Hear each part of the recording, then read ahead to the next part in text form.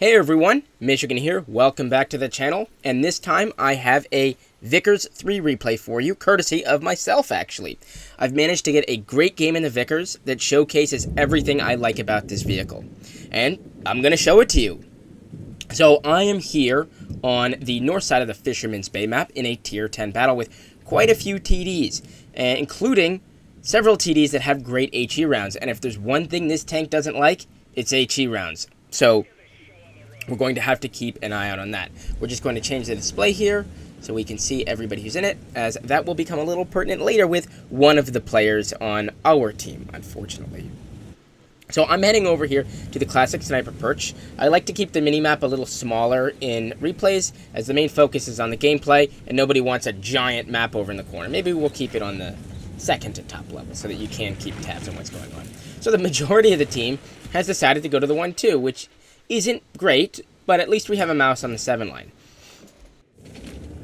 So the beginning part of this battle is going to be a little boring, as not much is spotted. I'm going to start taking some blind shots, as there's 5 TDs on the enemy team. I know there has to be at least one over there, so I've got a healthy amount of ammunition.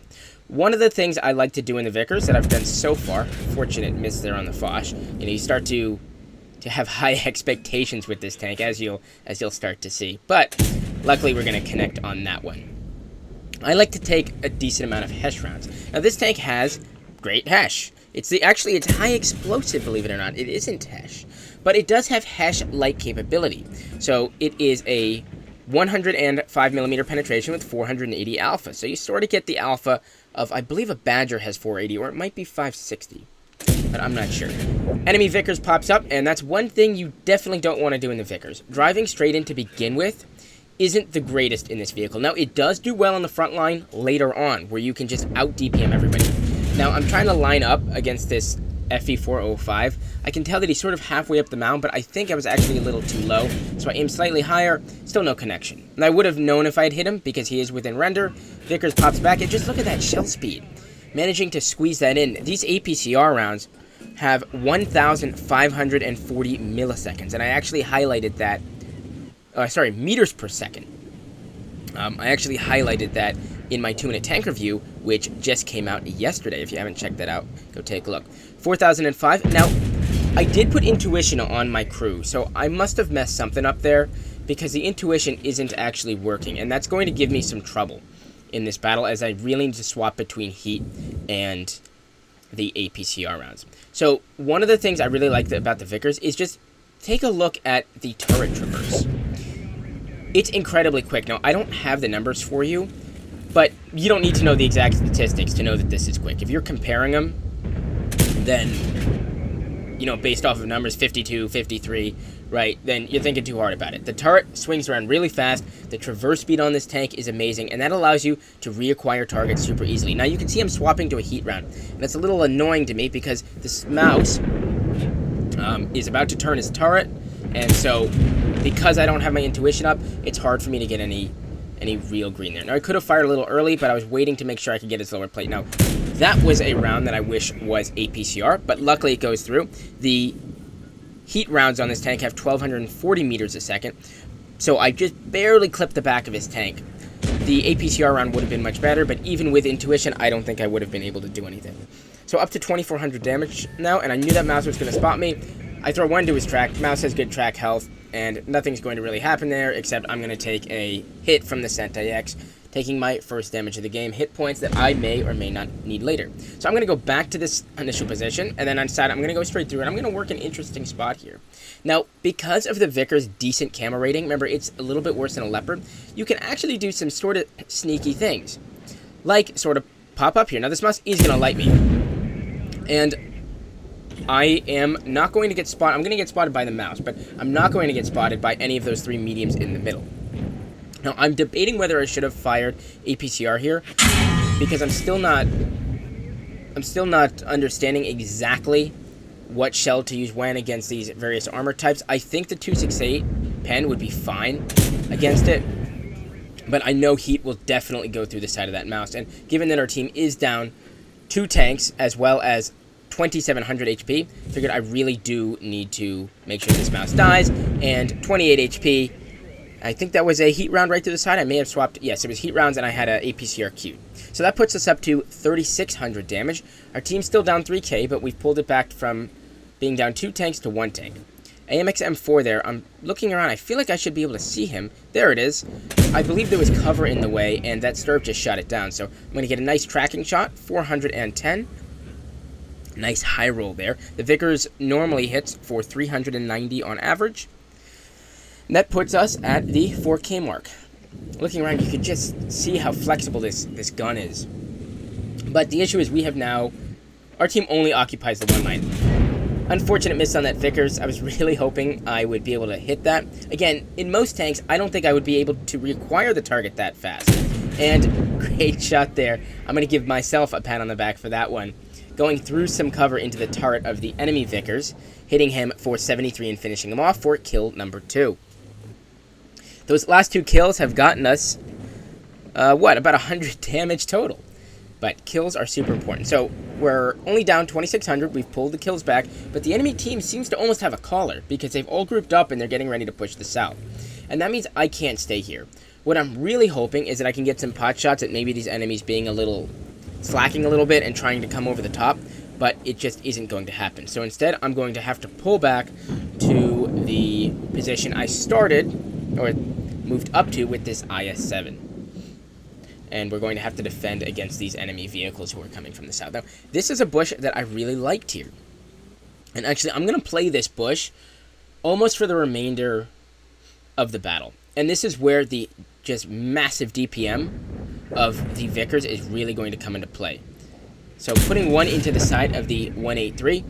And I know if he faces me and he gets hold down, I am going to have to fire heat. So I'm looking, it's orange, sort of. It's kind of red. I'm going to just fire anyway. Again, I realized at this point I didn't have intuition, so I just thought I would take the shot. If I paid attention to my ammo a little bit more, maybe I wouldn't have. But now you can see I'm swapping to heat with anticipation of either seeing that Death Star again or the mouse again. So there's the Death Star popping back up. Good thing I had the heat round loaded. I'm going to wait, make sure it's fully aimed, 397 right into the top of that tank there. Now, that mouse... Or that Minotauro has come down. I'm pretty sure the mouse is right there as well. There's the mouse. Again, you can just see how fast. I'm going to say that a couple more times. Don't know if I should have taken that shot. Looking for the Minotauro. Not entirely sure. Where's the mouse? I'm going to look for one. I blind fire it. Don't know if that hit or not. You'll see based off of the post game. And there's the CAX. So he was in the middle. That's the guy who hit me earlier. Not too much going on. We're just taking some pot shots. There's a 140. I'm going to really take my time on this. With this shot, I wish I had just fired because there was a possibility they could have reloaded and finished him off. But because I really took my time and I didn't trust the accuracy for whatever reason, or myself, partially because, I just cleared 5,000 damage and my palms are getting a little sweaty. We're getting into really good game territory. 5,000 damage, not even 5,000 combined. So I'm starting to get a little jittery. CAX back up in the center. I'm going to look for him through the wall. I'm going to track him. That's all I'm going to get, hoping that shell is going to go just a tad to the left, but he had pretty much already pulled behind the building.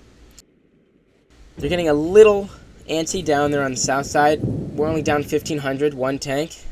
There is the Vickers, and I didn't fire that. And you can see I'm now swapping to an APCR round because with that Vickers moving behind the house, I didn't think the shell was going to get there in time. Maybe I could have fired it. Maybe not, but I decided I'm just going to swap back to APCR. We're back down to 1,500 again. We were at 2K. Nothing too much going on, but the enemy team is going to push around that corner if they want to win this. And the mouse, it looks like he's starting to swing around. Looking for that shot. I really don't know if I want to take that one. See, you can see I'm reloading a heat round for this mouse, and he's going to tuck in. Is the mouse coming out? He is. Now, if I fire this, I'm going to get lit, so I know I have to back down and right into his lower plate and reverse. That's the other thing about this tank here. And going to pull using the great reload, but this IS-7, am I going to get a shot in here? The IS-7's pulling in front again, and I'm going to miss my opportunity. There's the Minotauro. Minotauro takes a punt. I can't fault the IS-7 for trying to get a shot, but, once you're lit, you should really pull back around the corner there, so I'm not sure how I feel about that one. 140's popped back up. Tracking shot, 296. That's quite a low roll there. I think that's about as low as you can roll. It can't be much less. but it does bring him down to a one-shot regardless. AMX M4 is looking around. We're really not doing that well bleeding the enemy team. We're consistently down just enough that they're able to keep pressing. Our CS63 at this point, I noticed that he is on full HP, and I'm thinking he has cover from the stir of the I-7 and myself. Why doesn't he go and get the Vickers? But I guess he doesn't want to. I'm going to wait, thinking lower plate. The plate mouse was just turning. That was a bit of a lucky shot to go through the angled side of the turret there of that mouse. Mouse is down to 206. And I'm looking. This time I'm going to get in front of the I-7, make sure that I can get him. Mouse fires. I only track the mouse, unfortunately. And he dies. And now I'm going to look for this Minotauro. Minotauro is down there, and I don't know if I was lit there or the IS-7. He was blind firing, but I'm going to take a big hit there, 556, and that means that I can realistically only survive one more hit from that Minotauro. You can see our team is now starting to complain about that CS. Minotauro is still low. That guy is going to be an issue, but it is myself and the IS-7 over here. The Sturv has decided to move down. I thought he had a pretty good position, but I'm not quite sure what he's going to do. Sente X pops out. The Sturv dies. I kill the Sente X. I don't know what that Sturv was doing, so unsure there. Oh, accidentally sped up the replay. And here comes the Minotauro. Minotaur's looking around the corner. He's a pretty good player, so he's definitely hanging out there. 584 looking for it. There's the Vickers pushing across the field. Our CS could just go over and kill both of those. I don't know why he isn't, but they're both down to one-shots now. There's the 4K5. You put one in, the 4K5 shoots, hits the berm. Luckily, he doesn't connect, but I do take a hit from the AMX this time. There's the 4K5 up. Still, he's driving through the field here, so I really want to get a shot off on him. Where's this Minotaur is definitely going to come up. Now, I have a heat round loaded. I don't want to reload it, but I'm thinking I can just track him as he comes up. Unfortunately, I'm going to make a misplay. I should have tucked in the rock, but the IS-7 was kind of right there, and the Minotauro is going to finish me off. So you can see there, he got a shot right on the... Oh, actually, he got a shot right on my turret, so there really wasn't much I could do. He was hulled down. I was quote-unquote hulled down, but, you know, the Vickers doesn't have any armor there. So the IS-7 unfortunately dies as well, and now it is just up to this CS. So CS gets a good shot into the Minotauro. You can see there, I was giving him a little bit of feedback. He's going to just track the M4. The 140 is coming around, and he is going to get finished off by the Minotauro. And we're going to lose this battle, unfortunately, by 923 HP. All three of those enemy tanks were one-shots. So maybe if I hadn't taken that hit from the Minotauro or that M4, I could have finished off theirs, but, you know, that's kind of a hindsight is 2020 thing. Let's take a look at the postgame. Alright, so I knew I was going to record this game as soon as it ended. So here are the post-game stats. So we finished with a Mastery Badge Ace Tanker, which is quite nice to get within 24 hours of the tank coming out. Obviously a Fire for Effect, Bruiser, and a High Caliber for our whopping 7,539 damage. We also get 3 kills and 793 base XP on a loss, doing quite a bit for our team there, along with the CS at the end that a bunch of our team did not like. Definitely could have used his HP a little bit more, but, you know, 6,700 isn't anything to laugh about. We fired quite a bit of heat rounds there against some of those heavily armored vehicles, so we only managed to profit 8,704 credits, but after all of our bonuses, we did get a nice 2k XP there. We fired 34 rounds. The rate of fire on the Vickers 3 is just truly something to behold. Out of the 27 we fired, 21 penned. Sorry, out of the 27 that hit, 21 penned. We did quite a bit of blind firing, and I believe only one of the blind shots hit. So, but the Vickers does carry a nice amount of ammunition there. I definitely am going to remove some of these HESH rounds afterward. I didn't use a single HESH round, and it would have really not been so hot to be firing HESH rounds that Minotauro had. I gotten away with that one. I'm still surprised that he got the back of my tank there. But overall, a great game. I'm still shaking a little bit from it. You know, you start to get the palm sweat when you're having a good game and your team's really counting on you. So I really hope you enjoyed this.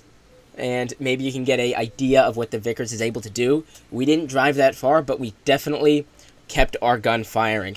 And that's how we got that 7,539 damage.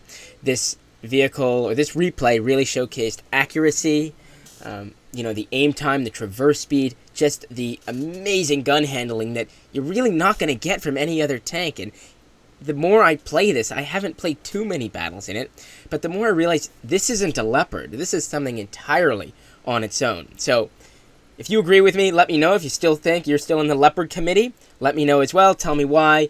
But I'll leave you with that. Thank you again for watching, and I'll catch you in the next one. See ya.